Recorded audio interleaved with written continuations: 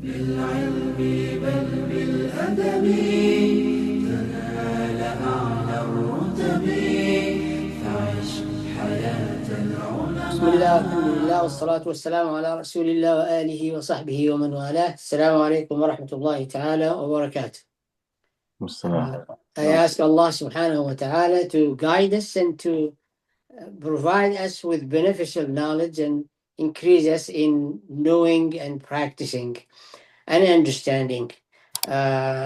Today is a completion to the reflection and studying, understanding the story of Adam. It's not a story, it's the school Adam went through and graduated, and he was hired to do the job, which is on earth. So the question was last time raised by, I think, Brother Ahmed, what Adam was missing in Jannah that caused him to slip. And that question is a very good question. It's a learning question that we need to really ask the question how that school of living in Jannah for a short period of time was designed and the outcomes of it, and then how those outcomes have become the practice and the applications of the longer school, which is as a successor on the earth. And so we can tell for sure that the first thing for Adam not having in Jannah is, which is all the time, even here, that as Allah subhanahu wa ta'ala said, He forgives, He forgets. وَلَقَدْ عَهِدْنَا إِلَىٰ آدَمَ مِنْ قَبْلِ فَنَسِي. The first matters, he learned and discovered that Allah has given him clear warning and demonstration. This is, Ya Adam, Allah told him, عَدُوٌ لَكَ وَلِزَوْجِكَ فَلَا يُخْرِجَنَّكُمَا مِنَ الْجَنَّةِ. You have seen the behavior of these creatures, Iblis, and you have recognized how he is basically angry at you, and he is going to do whatever it takes him to sway you away, to make you disobey and not listening. So the instructions clear and direct from Allah subhanahu wa ta'ala, and it is present. The enemy is present, and I have seen him and experienced him that is arrogant and won't bow nor respect Adam. Though Adam, the first problem he faced in Jannah is forgetting those instructions.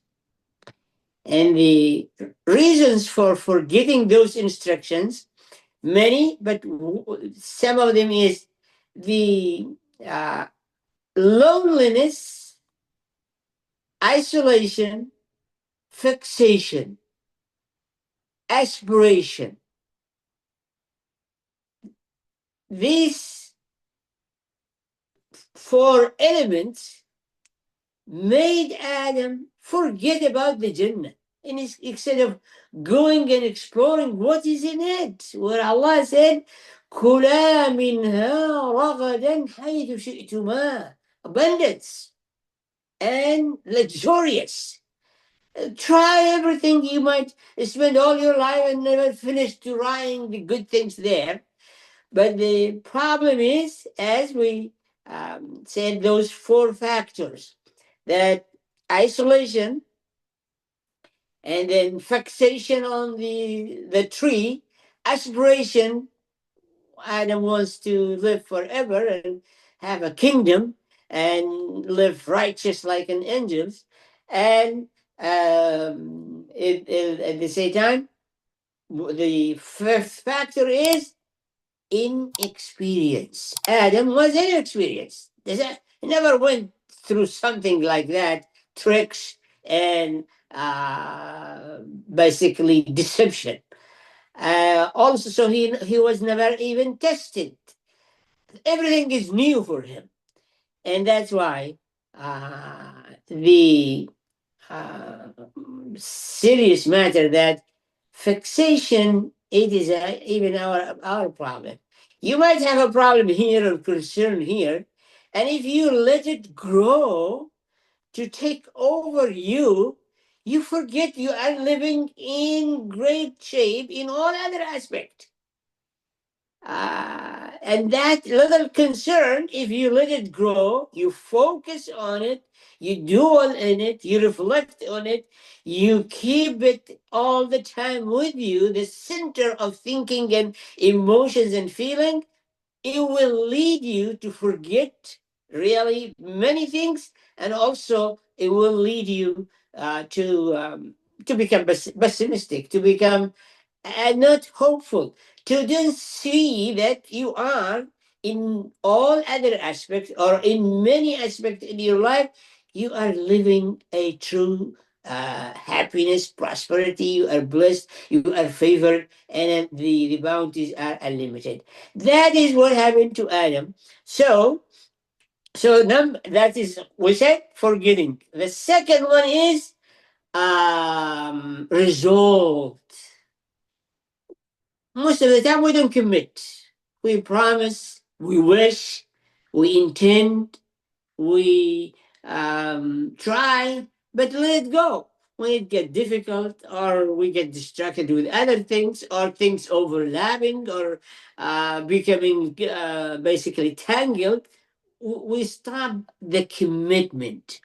And that is as Allah subhanahu wa ta'ala said, وَلَقَدْ عَهِدْنَا إِلَىٰ آدَمَ مِنْ قَبْلِ فَنَسِيَ وَلَمْ نَجِدْ لَهُ عَزْمًا. Without this experience, Adam will never discover all of these things. Number two, the forgiveness, as we said, and also isolation, fixation, and inexperience. The second one is has no ability to recognize the true name from the brand name, from the wrong name, from the false name.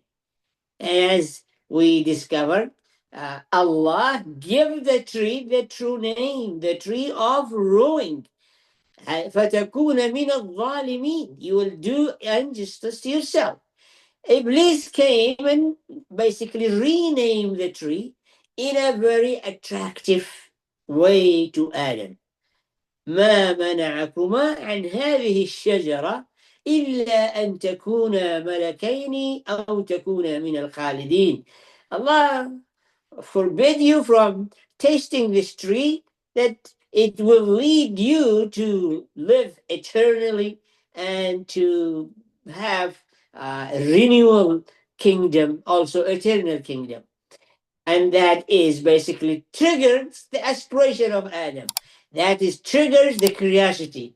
That is triggers the fixation. That triggers the center of focus of Adam on this tree. When Iblis basically have become what? Iblis have become a leader. Iblis have become a teacher. Iblis have become a mentor. Iblis have become a knowledgeable, has become a source of informing and teaching and guiding Adam. Adam has become basically ignorant, has become this totally dependent on the information he is going to get from Iblis. And so an ability to recognize the false name from the true name. And the third one is that, and this is the same thing, he was not aware of the gradualism, basically dragging us to the wrong way.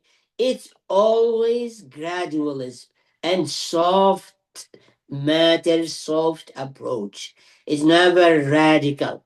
It never Iblis and its forces of Iblis never say commit shirk direct or disbelieve or deny. No. You will keep going doing that one. Just little things, it will not hurt you. All this the small things, it's fine. Everybody does it. It is there. It is common. You can't avoid it. So the fourth one is um, the tactic of Shayṭān and technique is really well designed. uh, First, he basically draw the attention of Adam. That is resonating with his aspiration and noble aims and goals, which is living eternally as young and as a king. When he said, oh, well, maybe that is the key for those aspirations to be fulfilled.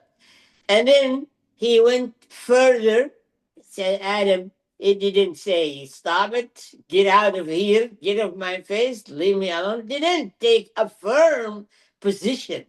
So Iblis advanced his tactic and he told Adam, هل أدلك على شجرة الخلد وملك لا يبلى. Shall I? Now there is kind of trust, that kind of socialization, kind of Iblis is the source of knowledge. Say, shall I teach you, learn you, inform you about the tree that is going to make you live forever, like an angel and like a king? And then, as we realize, first, Allah said, don't come close to it. Well, Iblis told him, don't come close to it. That's fine. That's the order. You have to obey. But I'll bring you sample and you try it. So فذاق الشجر. Try the sample. My God, this is something good. And then Iblis said, okay, let's go there. And then فأكل منها. So this approach, this technique, this deception, it can go for anybody. Uh, the the fifth factor is the real protection against the tricks of enemies too. One, shura. Second, community support. If Adam doesn't have anybody to consult with except Ḥawwāª, but she doesn't know much. He is the one who received revelation. She's just basically a good company for him. That's all. What is it? She was not taking a leadership role because prophethood is for men. That is what Allah subhanahu wa ta'ala said. So the protection that he was in need, consultation. Some scholars, some mentors, some teachers, some experience, some sources of reference. You can basically take those proposals of Iblis and put them against some other reference, some other idea, some other knowledge, some other mind, some other individual, some other community. He doesn't have that. And the community support to basically be able to rise after falling. You definitely need a community support. You need to be part of basically a team or a group or a community or a ummah or a circle, close circle, and a family, an extended family to give you the leverage to stand. It is not easy to stand by yourself. And the sixth one is the Quran. Adam doesn't have a book that he can study and read. He was given warning, clear warning. Clear warning is not enough at all. It's need continuous learning and educating about the right path, the right name, and about your enemy. Adam he learned in first hand some lessons about his enemy, but he didn't take it serious and he forgot. And Iblis was very smooth in approaching Adam from the strange that make Adam resonate and respond. And so these are the uh, 3, 4, 5, 6 factors what Adam missing, but also discovered that he needs these things. And that's what Allah subhanahu wa ta'ala has provided us when Adam has to leave and come here as a successor in on earth. All of this provided to him, but Adam has to experience the lack of any of these that dragged him to slip and to listen to the Shayṭān. But also on top of that, as we also know, uh, Adam has no concern about living matters. Everything is provided, everything is abundance, everything is available, everything is everywhere. So never thought about what I'm gonna eat, what I'm gonna sleep, what I'm gonna do, what I'm gonna wear, nothing, no, nothing of that was basically in front of him.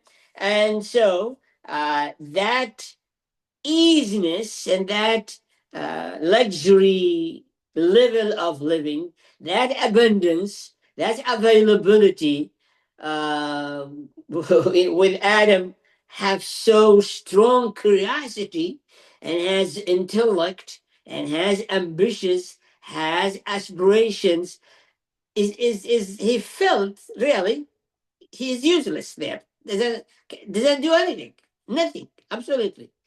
And so found this adventure, doesn't realize it is dangerous. It is going to be basically ejecting him from this abundance. And it was by the design. And the consequences in there are once you disobey, there are two kind of consequences. One immediately, and the other one is postponed. The immediate consequences of Adam eating from the tree, activating the digestive system, and he has to go to the restroom and the bathroom. That was the immediate consequences, and also exposure to his private. And now that is the greatest achievement of Iblis, where he was able to take Adam from being the honored, that is, the angels bowed to him by the order of Allah as to honor him. He became naked in front of the angels, in front of everybody in the Jannah. Adam was celebrating this success by he declined that honor and that rank and that position into nothing, into basically Adam looking for place to for restroom, for bathroom, for defecation, for filth to throw away. And that is the gratitude of Iblis when he told Allah subhanahu wa ta'ala, I will show you how I'm gonna revenge, how I'm gonna humiliate him. That is a total humiliation and shame. It's not a shame, but it definitely he felt that the word فَطَفِقَا يَخْصِفَانِ عَلَيْهِمَا مِنْ وَرَقِ الْجَنَّةِ. Rush and run here, something to cover, something. It felt. He felt the humiliation, and Iblis was laughing and was very happy about that. So, what we summarize it is lack of experience, subtle deceptions, rebranding evil with good name, forgetting, and also have discovered that Adam is totally dependent on the mercy of Allah and dependent on being attached to the Quran, prophethood, messengers, and on top of that, reminders. And reminders basically in our life everywhere, from sunrise to sunset, from birth to death, from aging, from changing seasons, from burying somebody, from witnessing birth of somebody, all the wrinkles in your skin and all decaying of your faculties. You need the glasses, you need the hearing aid, you need a cane, you need all of these as a reminders. Also, the Salah and Siyam and Jum'ah and Jama'ah, this is all spread all over and continuously repeated itself to keep us reminded and to keep us aware and alert that we are heading somewhere. So the school of Jannah, that Jannah basically, it was designed for going through this training, through this period of experiencing, through this adventure and exploring, self-exploring, and to Adam and what he has, what he need, and that is he is well prepared to become the successor on earth. Now he in earth on earth is successor. He has to as we the life is designed in order to protect yourself from the Shaytan is always there. Shaytan always will do the same thing. Over there, it was physically present. Adam sees and interact and socialize with the enemies. And in this life, it is all basically hidden. Shaitan is hidden, and we can tell he might show up one day. And we will, one day, we will be living, interacting, and seeing Shaitan among us, not anyone. He is not going to be scared anymore because our iman is decaying, our distance with the Quran is far away, our holding to reminding and consultation and community and Jum'ah and Jama'ah, all of this is weakened. This is giving him the courage to show up, and he will show up in places where you will not recognize what this is a shaitan or iblis or human being.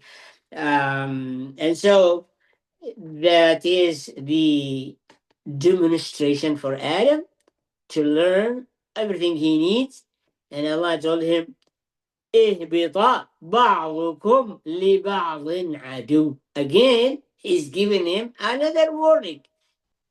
Go as a successor on earth with your enemy. And he is going to keep working his way. You need these things. You need prophethood. You need reminder. You need a book. You need a kitab. You need a guidance. It is provided. Now, with that, it is all your choice.